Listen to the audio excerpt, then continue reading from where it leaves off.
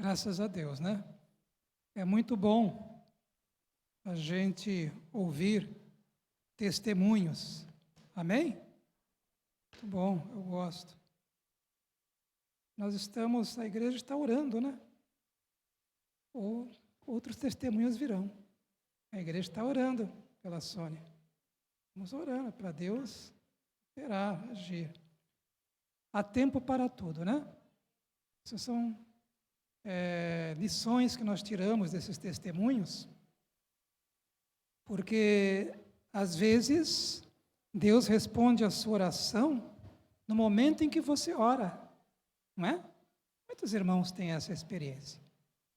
Às vezes não, às vezes demora. Mas enquanto Ele não responde à sua oração, Ele está fazendo outras coisas preciosas na sua vida também. É sempre bom entender isso. Amém, igreja? É bom entender. Nós vamos hoje vamos ter a ceia do Senhor. Nós vamos ler Isaías 53, mas antes de ler Isaías 53, hoje é um tempo assim livre de mensagem. Às vezes a gente busca o Senhor e acontece isso. Eu tenho o texto, tenho alguns apontamentos, mas não. Desta feita eu não escrevi a mensagem toda, como gosto de fazer, né? E como muitas vezes o Senhor orienta a gente a fazer, né? Mas tenho apenas o texto de Isaías, a reflexão nessas verdades e algumas anotações de algumas palavras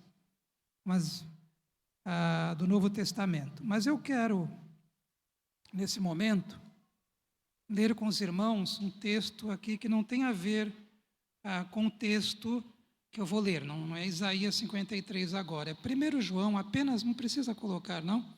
Eu vou ler 1 João, que tem a ver com o testemunho da Nilzete. Ela falou algo muito importante. 1 João 5,16. Opa, espera só um pouquinho aqui, irmãos. Não, eu estou aqui. Não, esse era outro texto que eu ia ler. Só um pouquinho aqui que eu já vou pegar aqui o texto.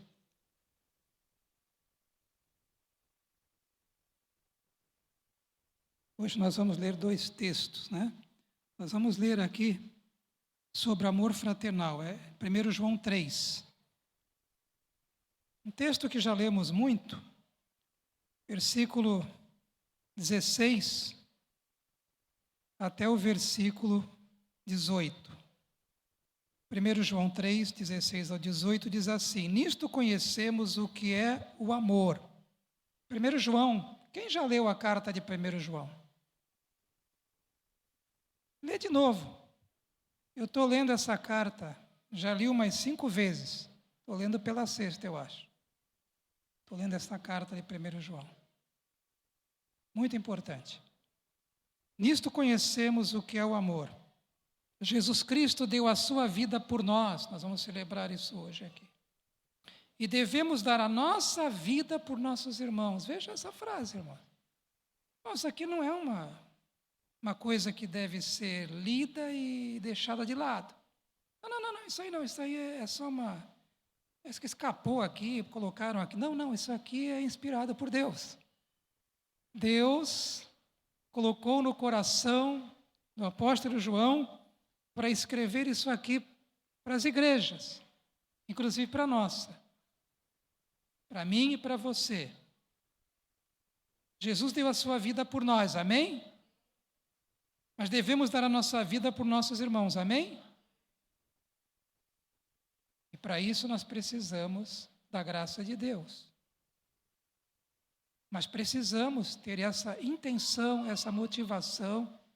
E se preciso for fazer isso, irmão, isso aqui, a palavra de Deus, ela é para ser obedecida por nós. Irmãos, entendem isso?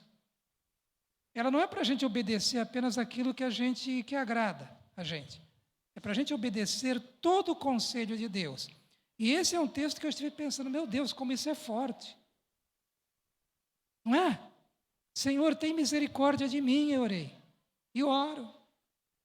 Porque no meu coração isso parece um desafio muito grande.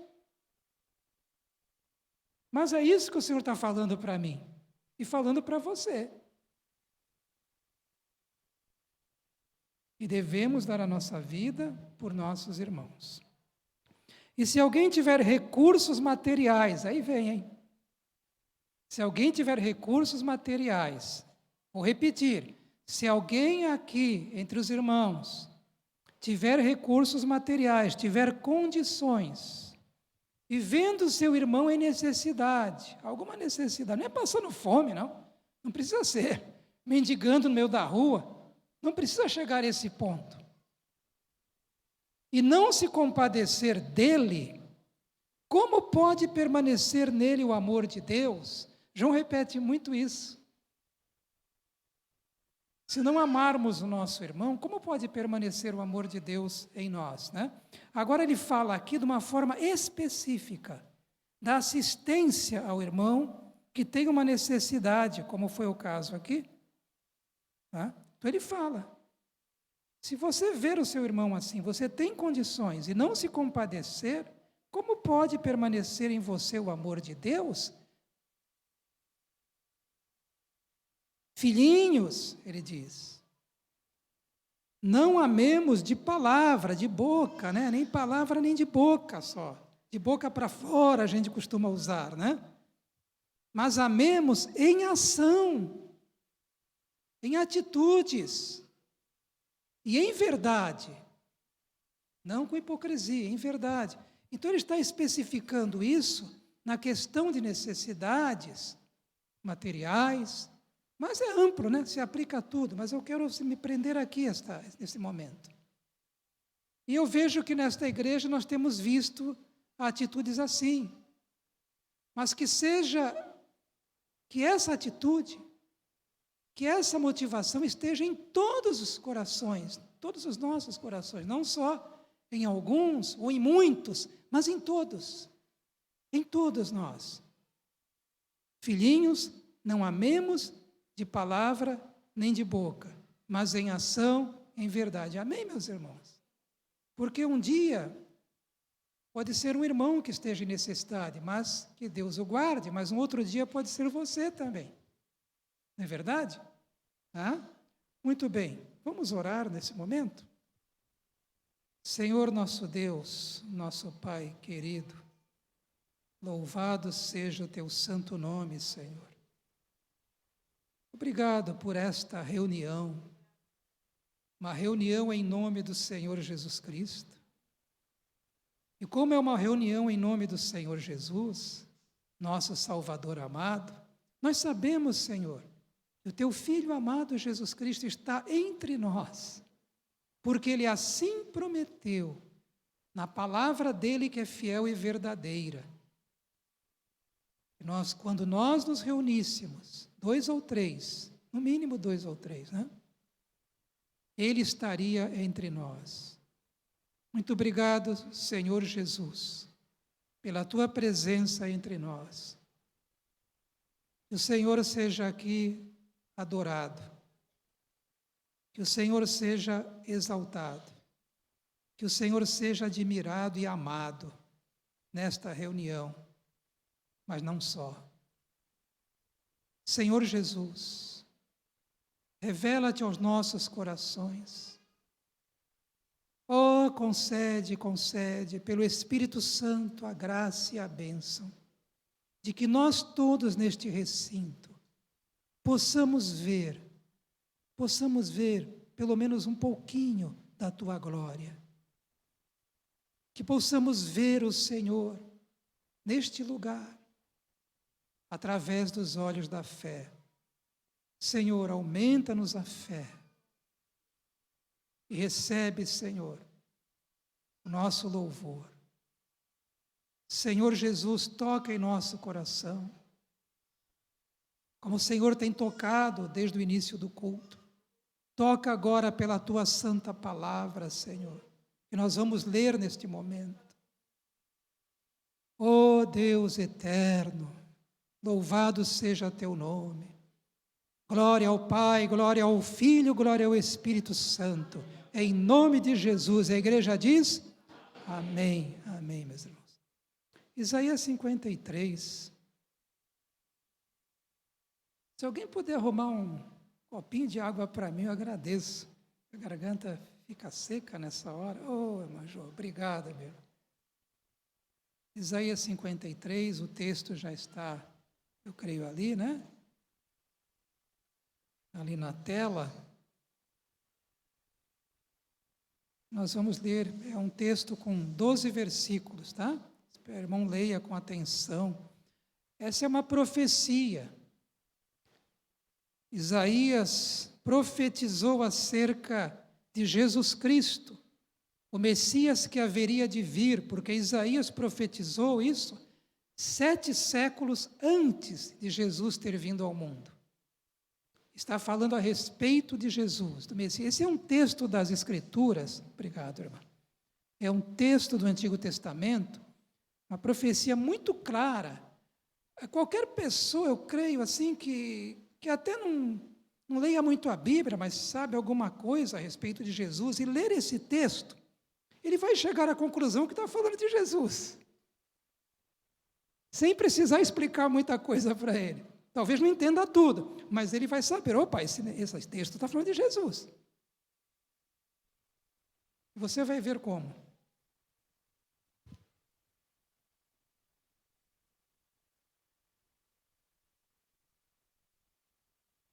Diz assim, eu vou ler e comentar. Quem creu em nossa mensagem e a quem foi revelado o braço do Senhor? Essa pergunta é uma pergunta que já tem nela uma resposta, eu entendo assim, negativa. Está entendendo? É como se fosse dizer, olha, quem creu em nossa mensagem? Ninguém creu.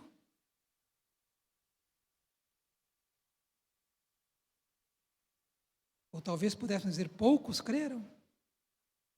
Quem creu em nossa mensagem? Era uma mensagem para ser crida, mas quem creu em nossa mensagem? Quem creu na mensagem do profeta? E a pergunta seguinte está ligada a essa, uma tem a ver com a outra, está entendendo? E a quem foi revelado o braço do Senhor? Porque se alguém crer na mensagem, o braço do Senhor vai ser revelado a ele. O poder do Senhor, a força do nosso Deus, a grandeza do nosso Deus, o agir do nosso Deus vai ser manifesto na vida do que crer. Então ele pergunta, quem creu em nossa mensagem? E a quem foi revelado o braço do Senhor? Você vai ver no contexto que aqui está falando, né? Do povo, na sua incredulidade em geral. Aí começa, ele, Jesus, cresceu diante dele, do Pai, como um broto tenro, e como uma raiz saída de uma terra seca. Uma terra seca, mas espera aí, numa terra seca, ali não sai raiz nenhuma. Ali não cresce nada. Mas ele saiu num contexto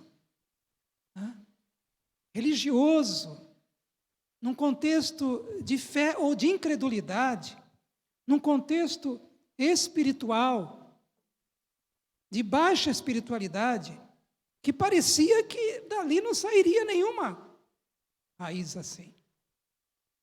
E como a raiz saída de uma terra seca, ele não tinha qualquer beleza ou majestade que nos atraísse. Ele tinha muita beleza, muita majestade, mas não atraía aquelas pessoas da época e não atrai muita gente hoje, por causa da dureza do coração, entende? O povo judeu esperava um Messias diferente. Eles tinham uma esperança no Messias, conheciam as profecias, tinham uma expectativa, mas de um Messias que fosse fazer uma revolução bélica mesmo, guerra, e libertar a nação do jugo do Império Romano, e fazer daquela nação uma nação pujante, né? Uma nação gloriosa, uma nação grandiosa, como foi no tempo de Davi e de Salomão. Esperava o Messias, a expectativa era essa. Mas o Messias não veio desta forma. Então ele não tinha qualquer beleza ou majestade que nos atraísse. Nada havia em sua aparência para que desejássemos. Simples carpinteiro, vivendo ali com as pessoas, não tinha nem onde reclinar a cabeça, ele mesmo disse. Então ele foi desprezado, versículo 3, e foi rejeitado pelos homens. Quem creu em nossa mensagem, a quem foi revelado o braço do Senhor, a resposta. Foi desprezado e rejeitado pelos homens. Quem aqui já foi rejeitado?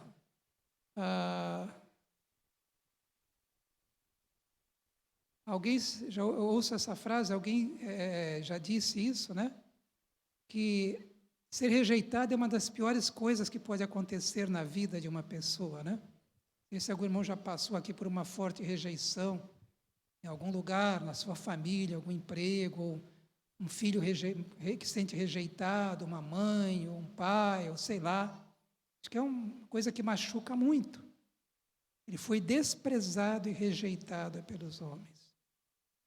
Um homem de dores, experimentado no sofrimento.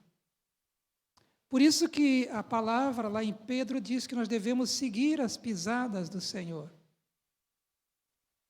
Entende? Alguns de nós gostamos da ideia de seguir Jesus, até onde não acontece o sofrimento. Não é assim?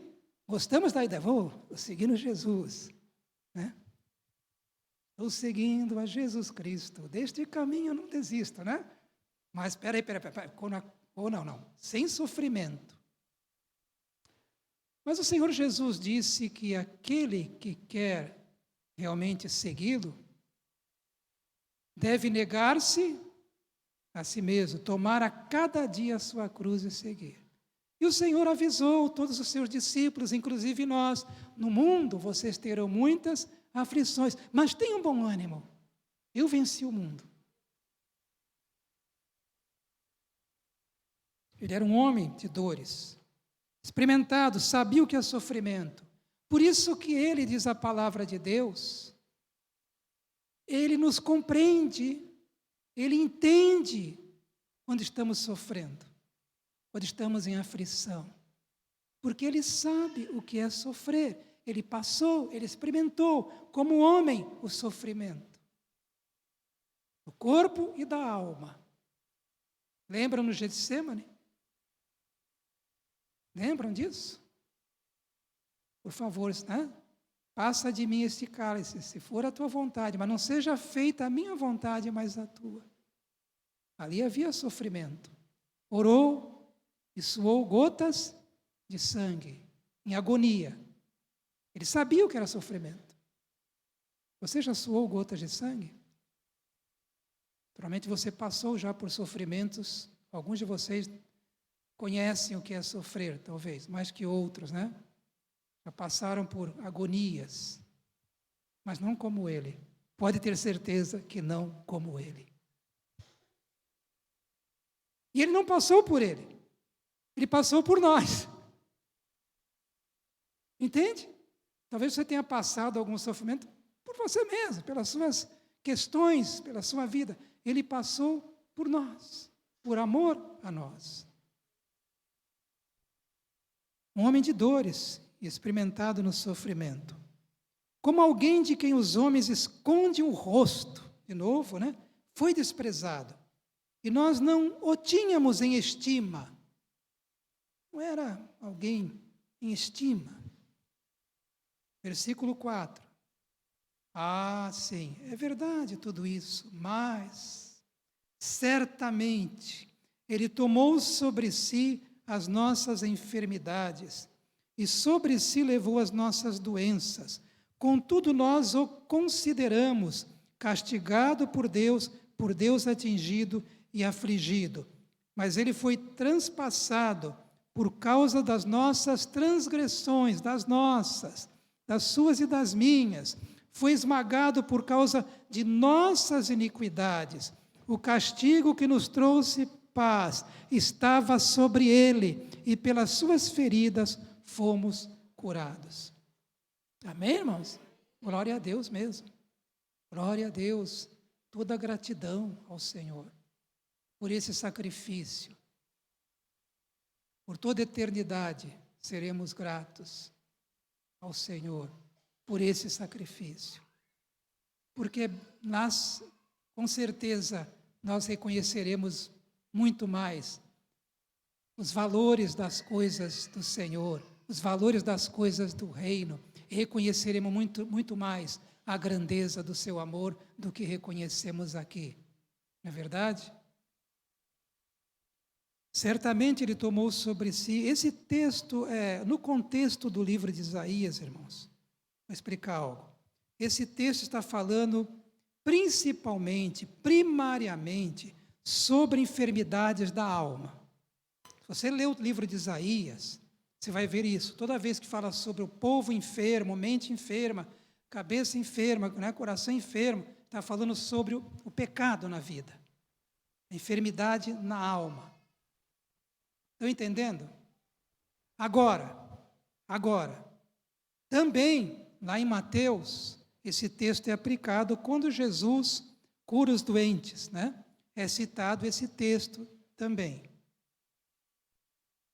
Deu para entender? É citado esse texto também. E é claro que nenhuma cura, seja da alma, seja do corpo, vem até nós, a não ser pela cruz do nosso Salvador, a não ser pelo seu sacrifício na cruz do Calvário. E o texto então fala, certamente levou sobre si as nossas enfermidades, sobre si levou as nossas doenças. Contudo, o profeta fala, ele coloca os seres humanos, os homens, né, homens e mulheres, no sentido geral, nós o consideramos castigado por Deus. Então ele vê aquela época em que Jesus seria injustiçado por homens que diziam estar fazendo a justiça e cumprindo a justiça. Entende? Para esses homens, ele tinha sido castigado, tinha um castigo que merecia. Quando o povo ali dizia, crucificam, eles tinham isso no coração e na mente. Ele merece ser crucificado, ele merece ser castigado. Contudo, nós o consideramos castigado por Deus. E depois que houve a crucificação, provavelmente saíram os que estavam ali, os líderes religiosos, os fariseus e toda aquela turma, dizendo, olha só, Deus o castigou, finalmente Deus o castigou. Horrível isso, né? Eles tinham em mente algo que era uma mentira. Era uma mentira. Não foi por isso que ele foi castigado. Um castigo que ele merecia. Não foi por Deus atingido e afligido porque ele merecia. Mas o texto fala, ele foi traspassado por causa das nossas transgressões. Por causa dos pecados dos líderes religiosos daquela época. Por causa do pecado daquela multidão que gritava, crucifica-o, crucifica-o. Por causa dos nossos pecados e os pecados de toda a humanidade. É por isso que ele foi colocado naquela cruz. Um sacrifício voluntário, porque ele quis ir. Lembra? Eu dou a minha vida, eu tenho o poder de dar e não dar a minha vida.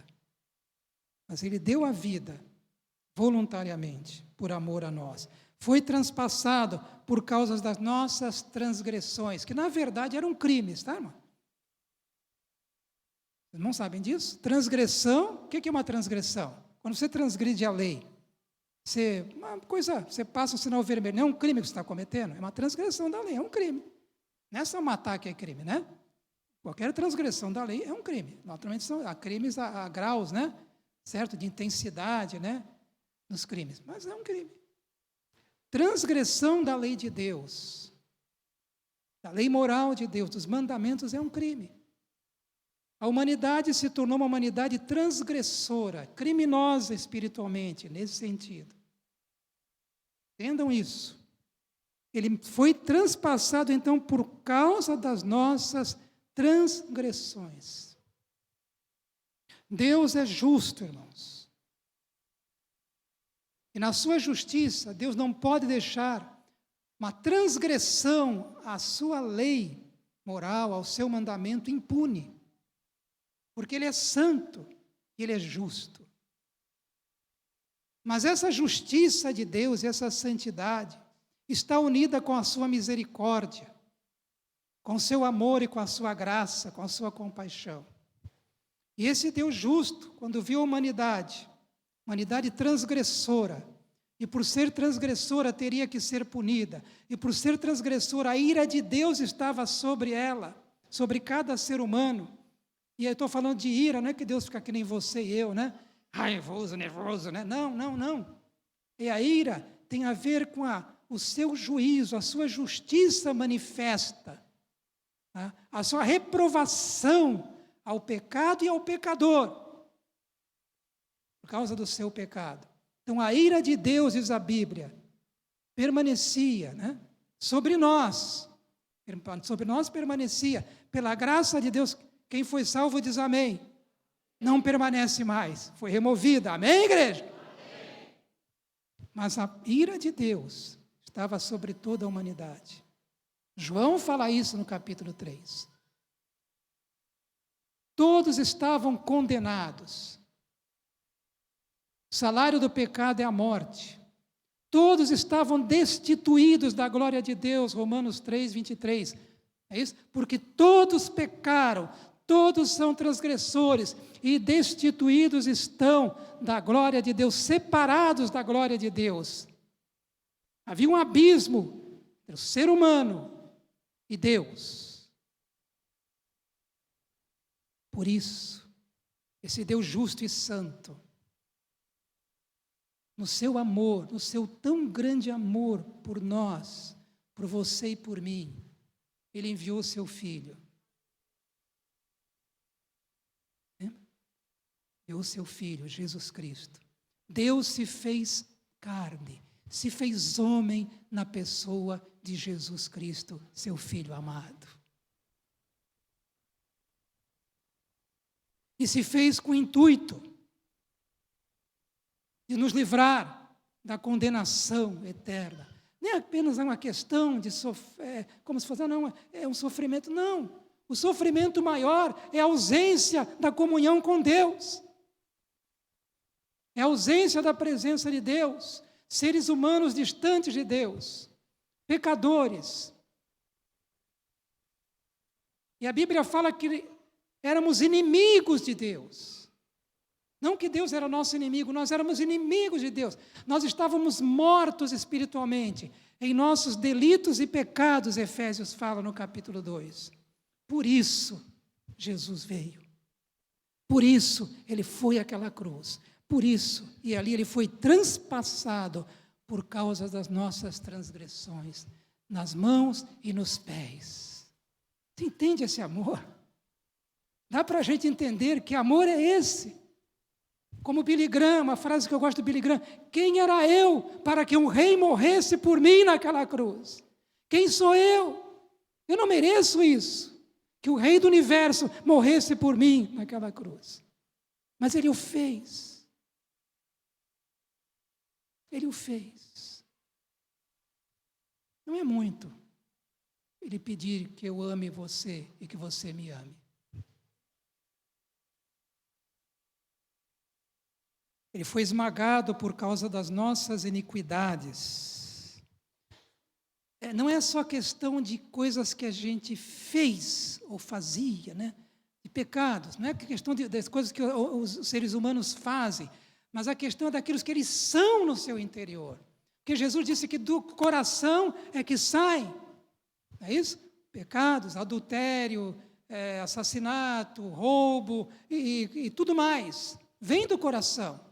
O ser humano não é apenas o que ele faz, mas o que ele é. Ele é um pecador na sua natureza. A natureza humana é pecaminosa. E é por esse ser humano que não apenas faz coisas, mas é, na sua natureza, Jesus Cristo morreu naquela cruz. Por causa da maldade do coração. Para extirpar a maldade do coração também. Morreu para nos perdoar os pecados e para nos transformar em novas criaturas. Amém, igreja? Estão acompanhando comigo, irmãos? Então, o castigo que nos trouxe paz estava sobre ele, Jesus Cristo. Irmãos, que paz. Paz, doce paz, que eu tenho de Cristo. Paz de Jesus, que o mundo não pode tirar. Esse é um hino antigo, um cântico antigo. Eu gosto dos cânticos antigos, gosto dos modernos, mas gosto muito dos antigos também. Bonito. Essa paz que vem do céu, essa paz que vem do Senhor Jesus.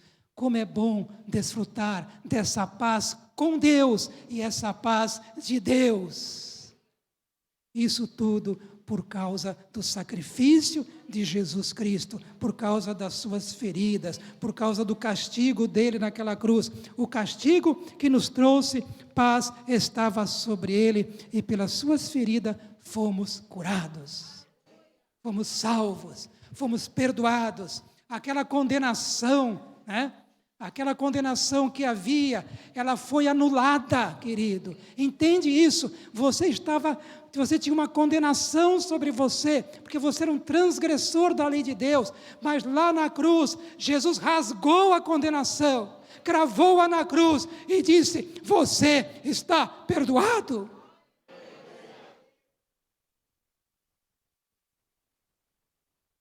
Continuando.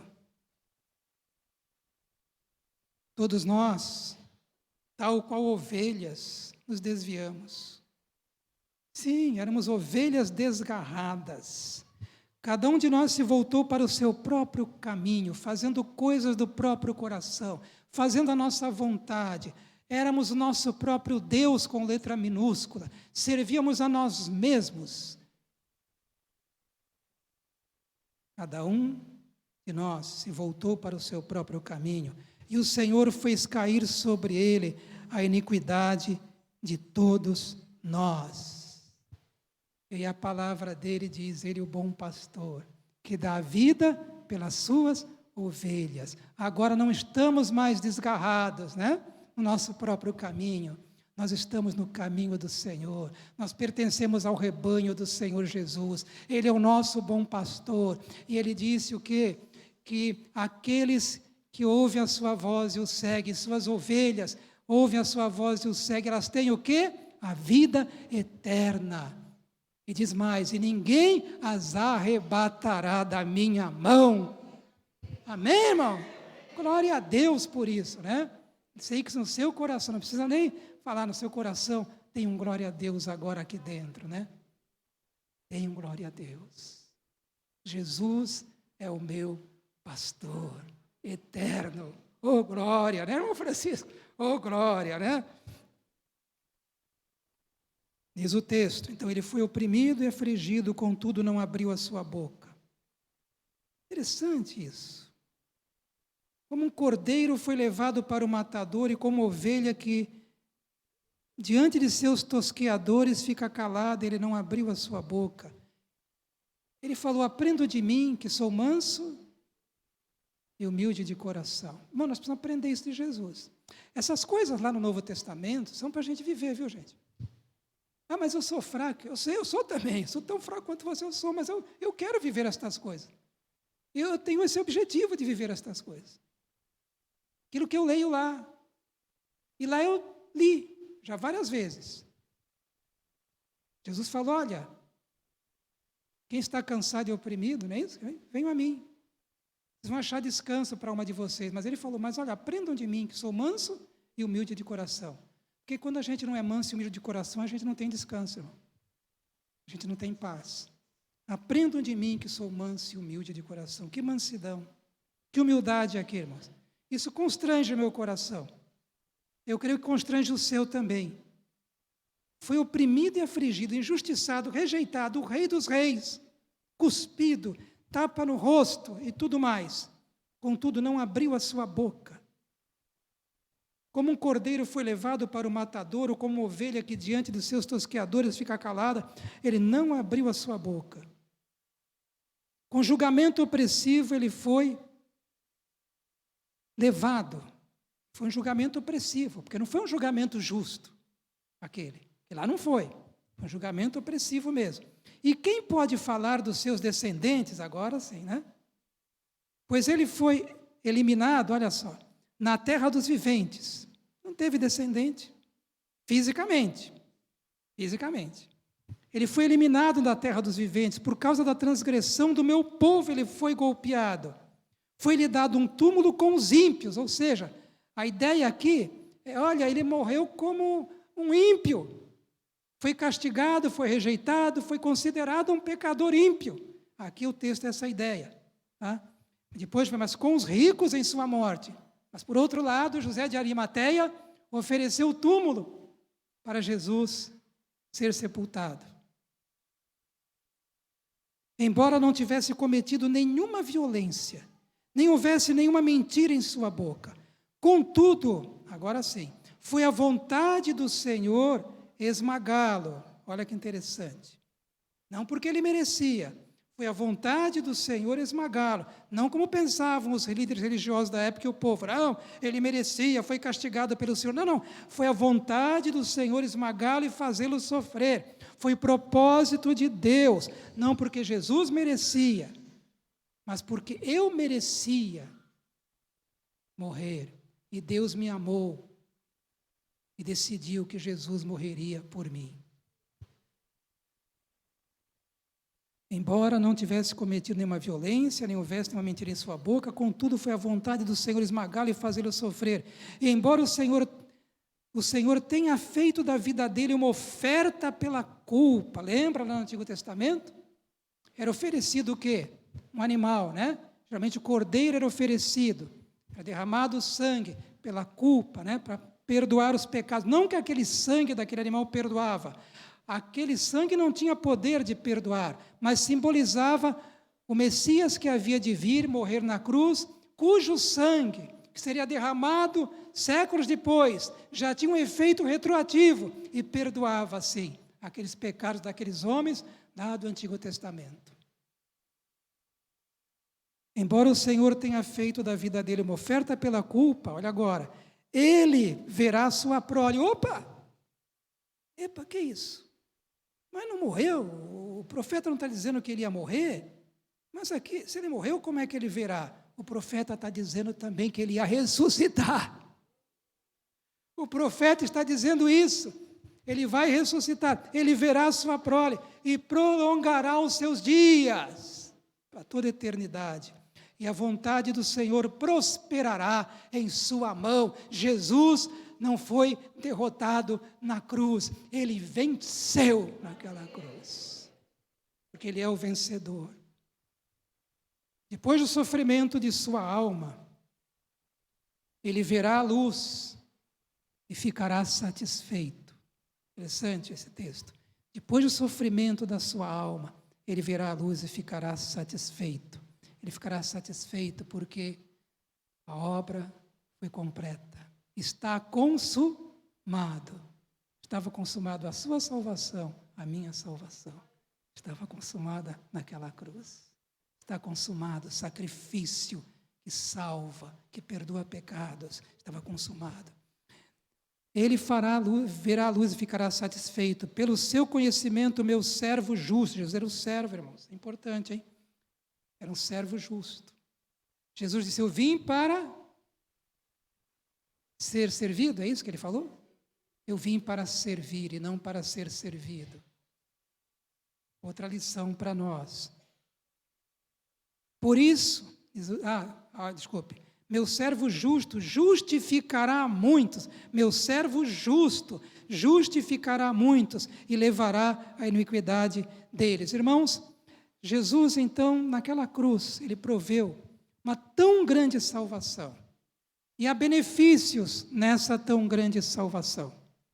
Eu vou citar apenas alguns, desses benefícios na palavra de Deus.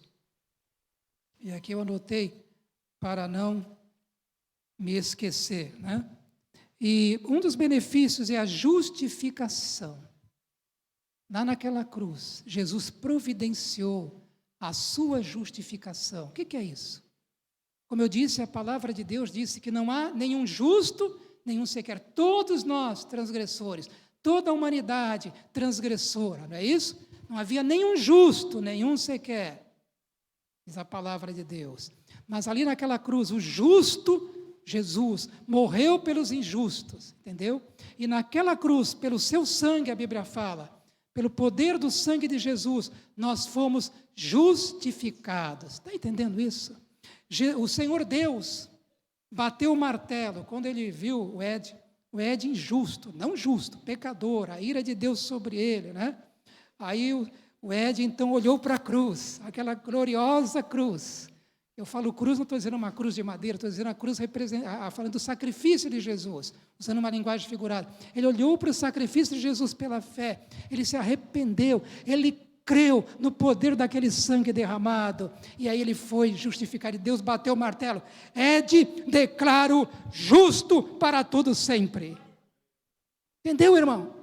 Isso aconteceu naquela cruz. Você foi justificado, entenda essa palavra, foi declarado justo de uma vez por todas, amém, Rafael? Para sempre, para sempre, para sempre, pelo sacrifício de Jesus Cristo. Justificação, fomos justificados pela graça, essa palavra de Deus, né? Pela graça de Deus, outro texto diz que é pelo sangue de Cristo. Justificado, pois, temos paz com Deus. Né, o sacrifício de Jesus. Mas, ao mesmo tempo que naquele momento, Carla, foi na sua casa, foi na igreja, foi aonde que você nasceu de novo?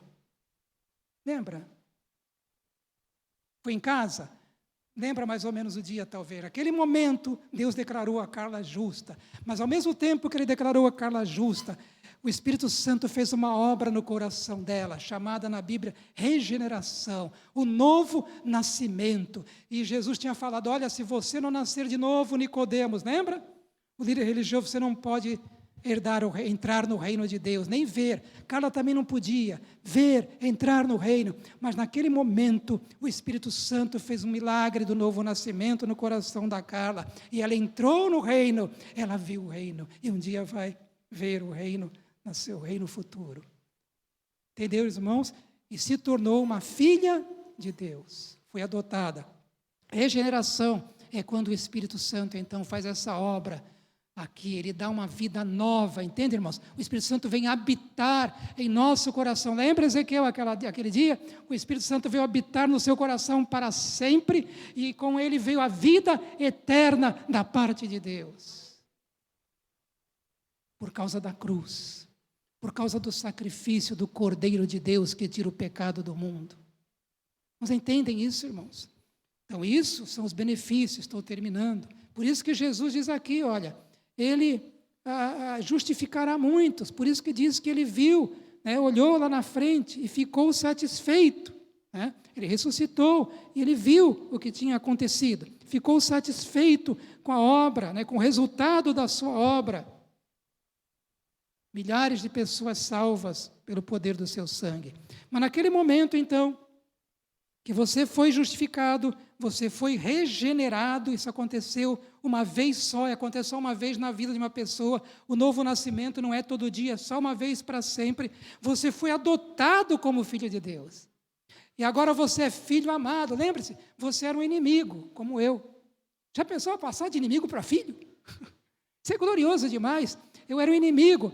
Então agora depois fui adotado como filho pela graça de Deus, através do sacrifício de Jesus naquela cruz. E filho amado, hein? E filho amado. E que grande amor esse. Continuando. Estou terminando. Mas também a Bíblia fala que um outro benefício é a santificação. Fomos adotados, mas fomos santificados, né? Nós fomos resgatados, a Bíblia fala sobre o resgate, né?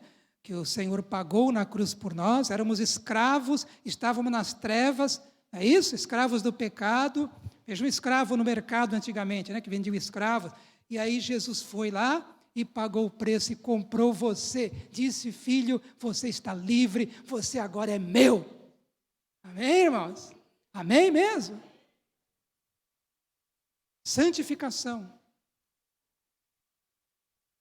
A Bíblia fala que nós já fomos santificados, viu, Lucas? A Bíblia fala isso. Mas no sentido de que nós fomos colocados numa posição de santos diante de Deus. Como justos, entende isso? Mas, ao mesmo tempo, a Bíblia fala que nós estamos ainda num processo de santificação. Tá? A santidade no sentido de posição, nós fomos santificados, já somos. A Bíblia fala isso. Quando o apóstolo Paulo escreve a carta aos Coríntios, o que ele fala? Aos santificados em Cristo Jesus. Mas aquele povo em Corinto tomou cada bordoada, não tomou? Porque não estavam vivendo como deveria viver um cristão, alguns deles. Aos santificados em Cristo Jesus. Vocês são santos, mas vivam uma vida em santidade. Cresçam em santidade. Busquem a santificação, sem a qual ninguém verá o Senhor. O verdadeiro nascido de novo, o verdadeiro santo, esse é o que se espera dele, que ele esteja buscando a santificação. Né? E a santificação, ela é possível por causa daquela cruz. É o poder daquele sacrifício que promove a nossa santificação.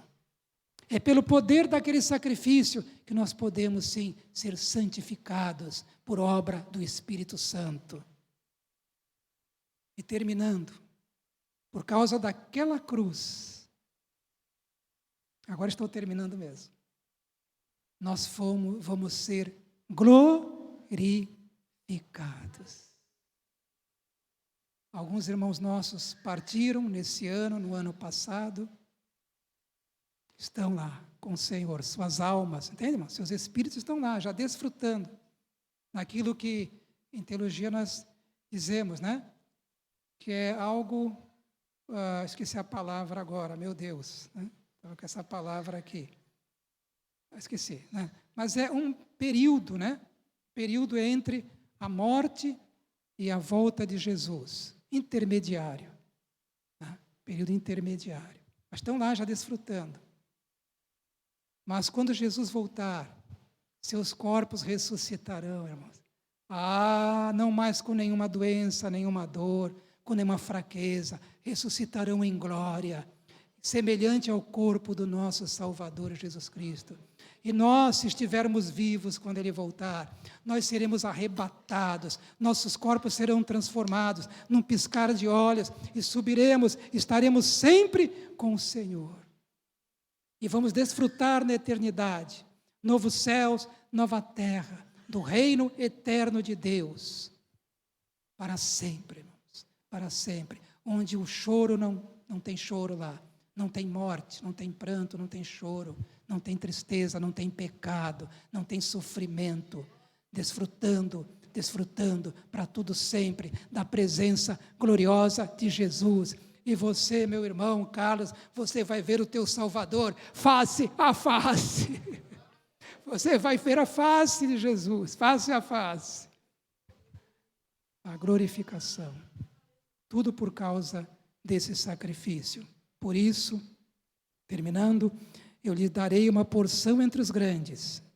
Ele dividirá os despojos com os fortes, a vitória do Senhor. A guerra ele já venceu. Porquanto ele derramou sua vida até a morte. Foi contado entre os transgressores, pois ele levou o pecado de muitos e pelos transgressores intercedeu. Amém, irmãos? Amém. Vamos orar nesse momento. Esteja agora em oração.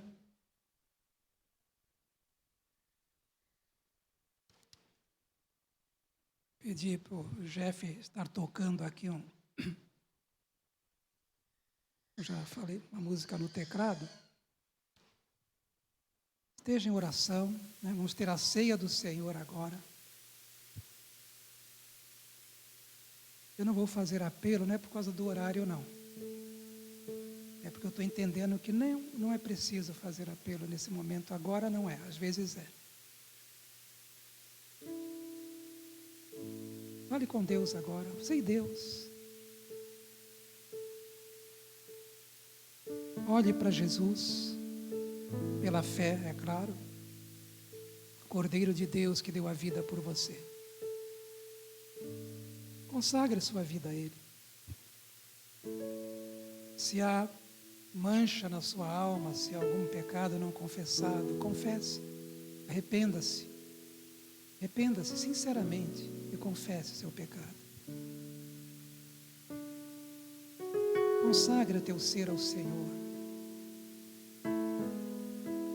Esse é um momento propício à consagração, à entrega, à renúncia. Um momento propício à gratidão, à adoração. Um momento muito propício. É um momento alegre também. Um momento de contrição, mas ao mesmo tempo de alegria.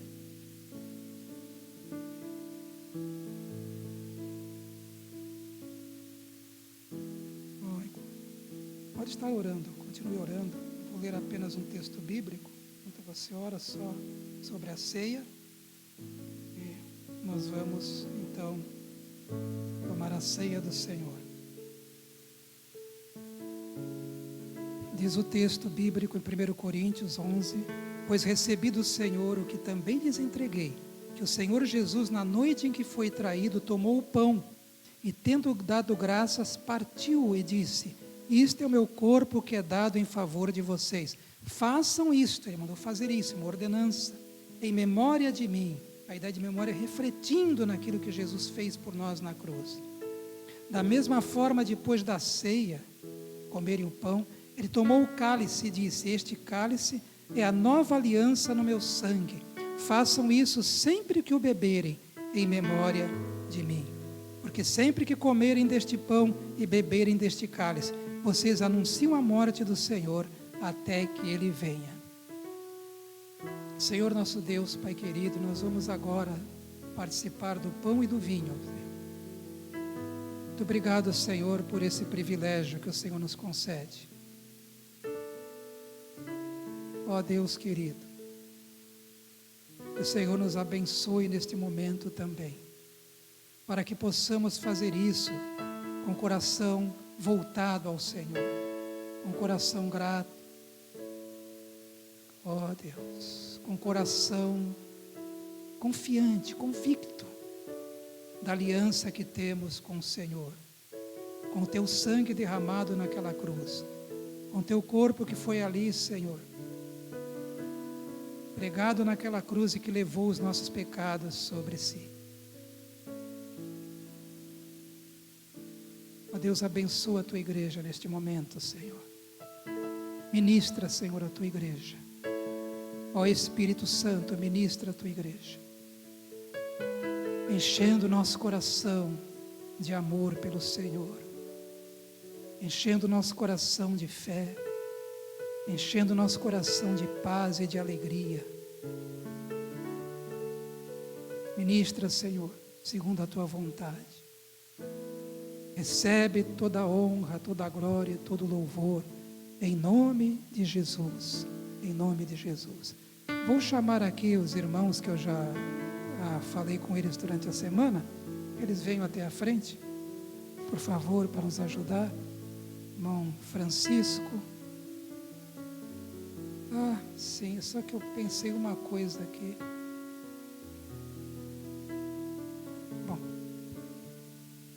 Francisco, Ezequiel, Vicente, Esli. Precisaram outro irmão. Como é que eu faço isso? É que eu ia distribuir os pães de uma forma rápida, mas estou vendo que tem só tem um recipiente com os pães.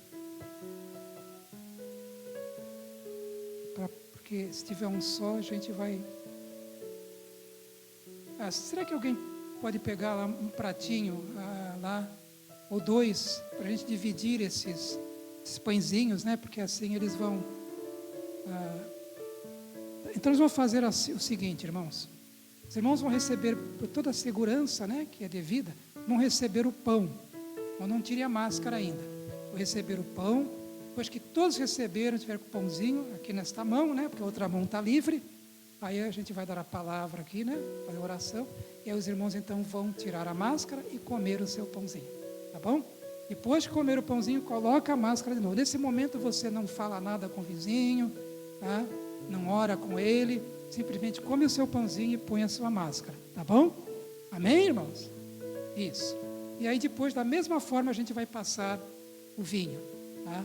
Para que todos, então, recebam o vinho e assim façam da mesma forma. É só aguardar aqui as irmãs com um pratinho para poder... Enquanto isso, eu vou ler esse versículo que eu tinha marcado aqui, mas não li.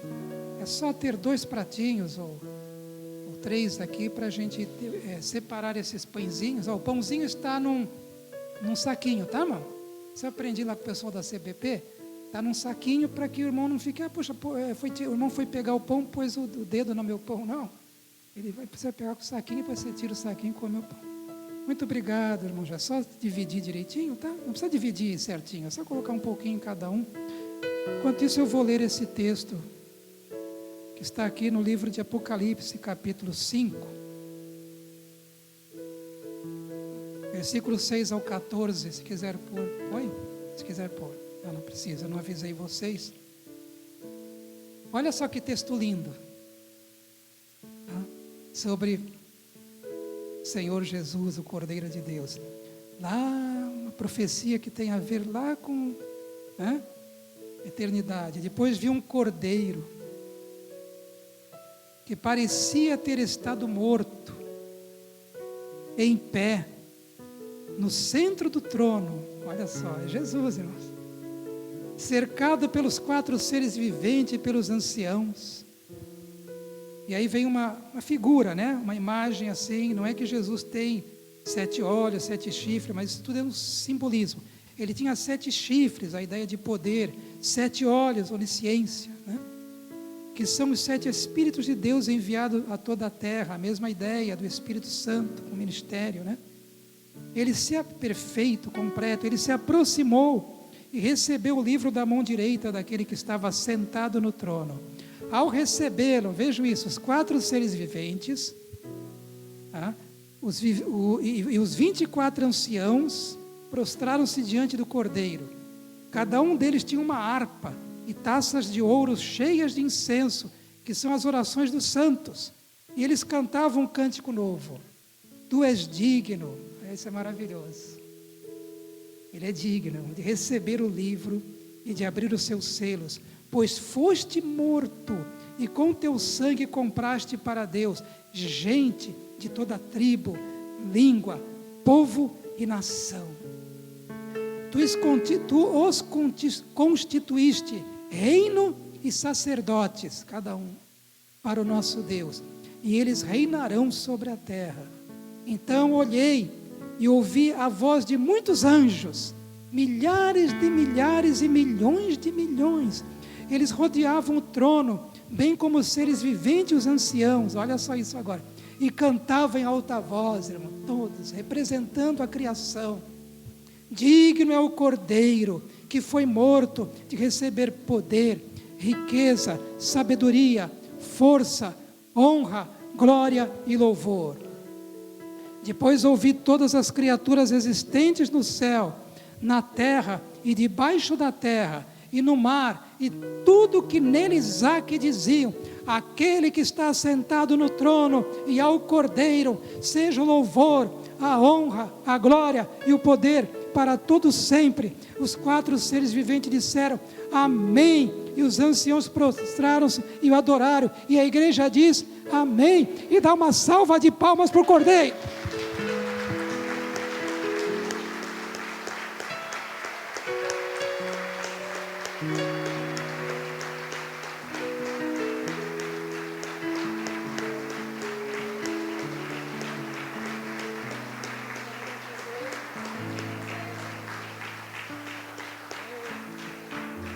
Glória ao Pai, glória ao Cordeiro, glória ao Espírito Santo. Amém, irmãos.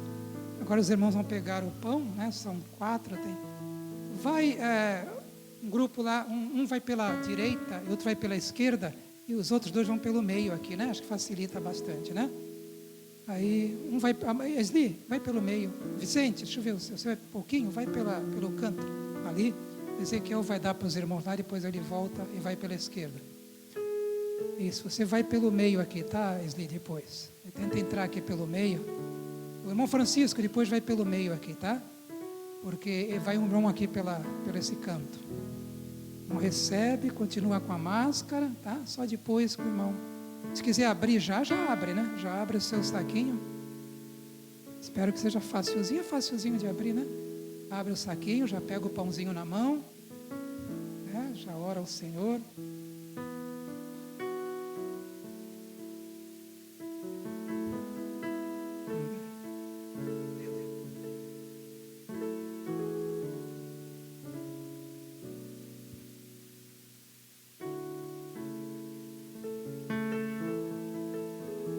Alvo mais que a neve, né?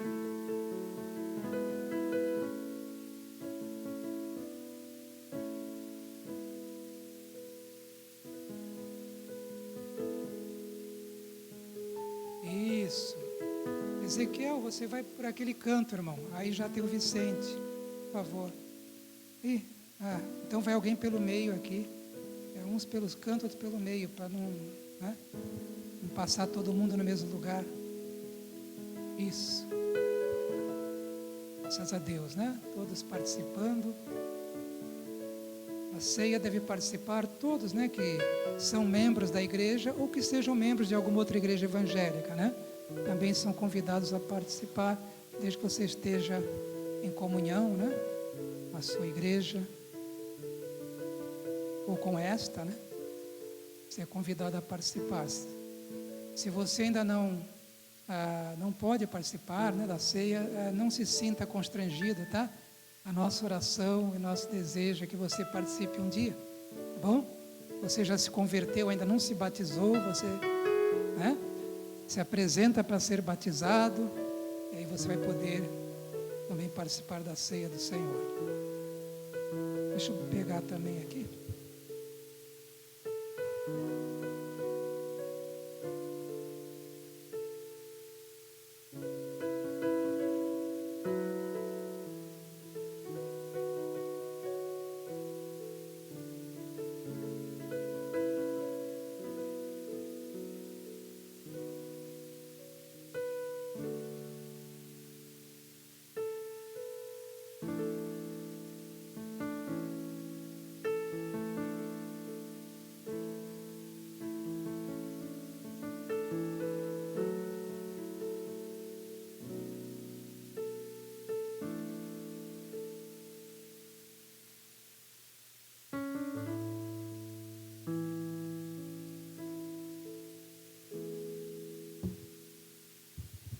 Graças a Deus. Vamos orar. Senhor, Pai querido, muito obrigado mesmo, Senhor, por podermos participar da ceia do Senhor. Obrigado porque, pelo Teu amor, naquela cruz, o corpo do nosso Salvador levou sobre si os nossos pecados. Nós Te louvamos por isso, Senhor, em nome de Jesus. E agora, Senhor, nós comemos desse pão, que simboliza o corpo do Senhor Jesus Cristo, que foi pregado naquela cruz e levou sobre si os nossos pecados. Glória seja dada a Ti para todos sempre, em nome de Jesus. Amém. Comamos, irmão.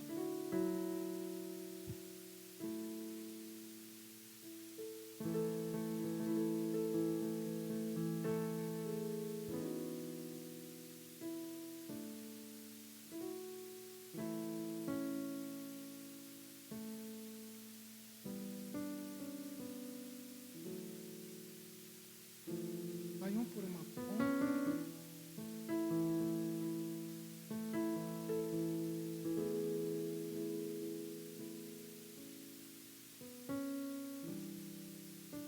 Não pode ir por aqui. Ezequiel vai por aqui. Sente, entra nesse meio aqui.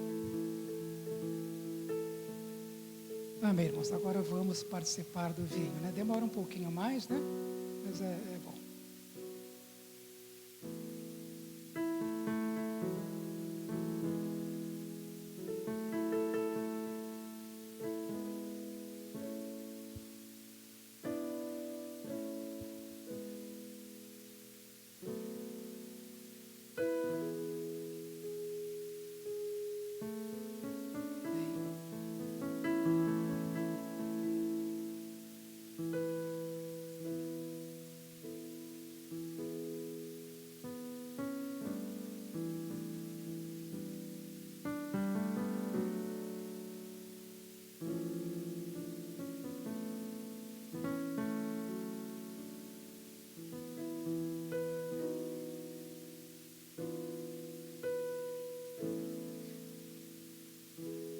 Assim como o pão simboliza o corpo de Cristo, o vinho simboliza, tá? Não é o sangue, né? Não se transforma em sangue de Jesus, não, tá?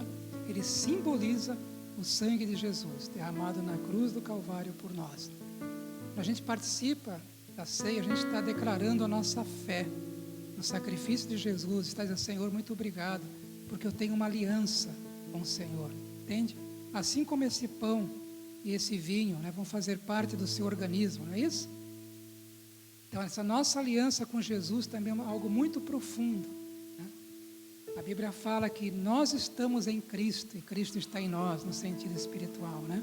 Nós estamos em Cristo e Cristo em nós. Há uma comunhão, irmãos, real, verdadeira, profunda, intensa, gloriosa entre você e Jesus Cristo.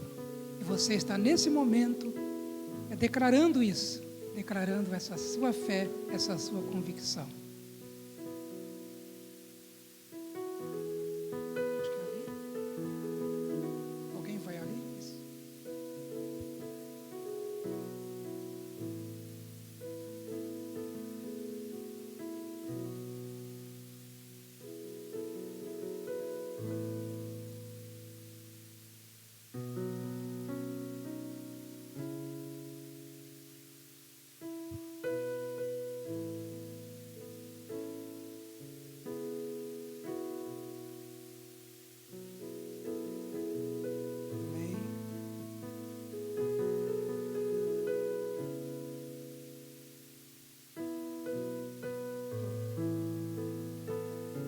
Graças a Deus.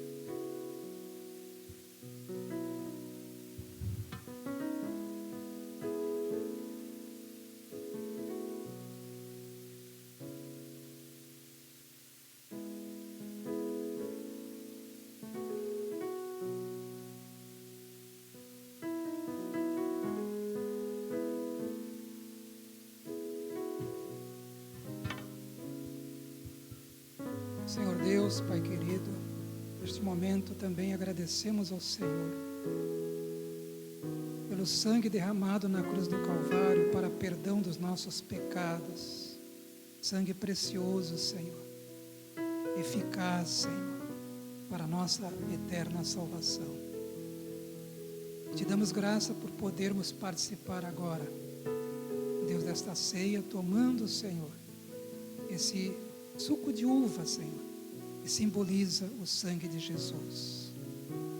Muito obrigado, Senhor. Glória seja dada a Ti. Louvado seja o Teu nome. Amém. Pode tirar a máscara e tomar.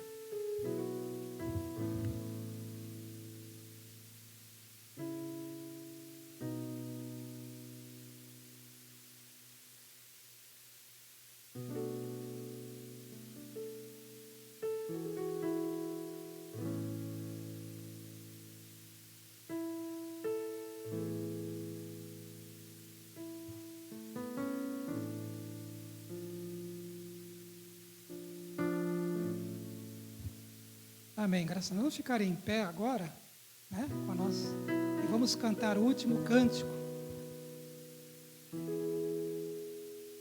Eu pedi para eles um cântico, Salmo 103, muito bonito esse cântico. Bendize a minha alma ao Senhor. Que você bendiga agora ao Senhor, que a sua alma esteja bendizendo ao Senhor, porque Ele que perdoa todos os teus pecados e sara todas as tuas enfermidades, né? O Senhor é aquele que pelo seu poder, Ele cura as enfermidades, né? Em todos os aspectos, inclusive segundo a sua vontade, né? Quando é da sua vontade, cura também a enfermidade do corpo. É isso? Quantos aqui já foram curados, né? Então vamos orar. Bendize a minha alma ao Senhor. Vamos cantar, né? Com todo o nosso coração, amém? E assim vamos encerrar o culto. Que Deus abençoe cada um nesta semana. Fiquem firmes no Senhor, tá? Estejam adorando o Senhor, amem o Senhor de todo o coração. Bom, que Deus abençoe.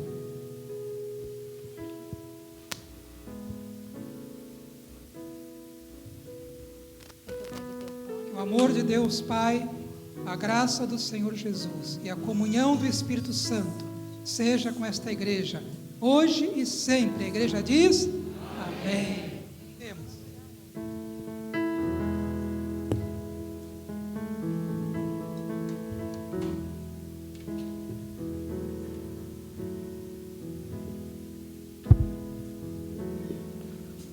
som. Dizem a minha alma ao Senhor, bendizem a minha alma ao Senhor, bendizem a minha alma, bendizem a minha alma, bendizem a minha alma ao Senhor, bendizem, bendizem a minha alma ao Senhor, bendizem a minha alma ao Senhor,